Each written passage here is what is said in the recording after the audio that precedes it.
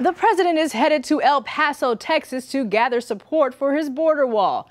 And it looks like he's going to need it as weekend talks between lawmakers ended in a stalemate. I'll say 50-50, we get a deal. I think the big problem here is this has become pretty much an ego negotiation. The latest fight is over the number of detention beds for undocumented immigrants.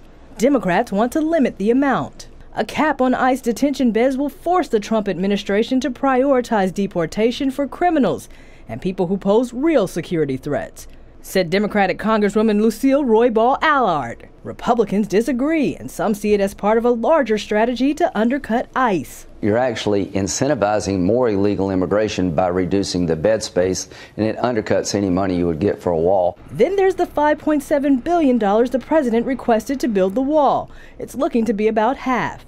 The president took to Twitter with his frustrations, writing, "They are offering very little money for the desperately needed border wall." You cannot take a shutdown off the table, and you cannot take 5.7 off the table. But if you end up someplace in the middle, yeah, then what you probably see is the president say, yeah, okay, and then I'll go find the money someplace else. That someplace else? A combination of legal funds and monies taken from other departments. The question is, will he declare a national emergency to do so? And there's pots of money where all presidents have access to without a national emergency, right. And there's ones that he will not have access to without that declaration. But a national emergency may not bode well with his GOP colleagues.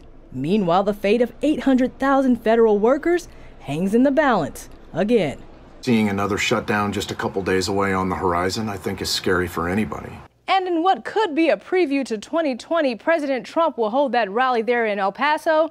And at the same time, former Congressman Beto O'Rourke will hold his own rally to show what he calls the realities of the border.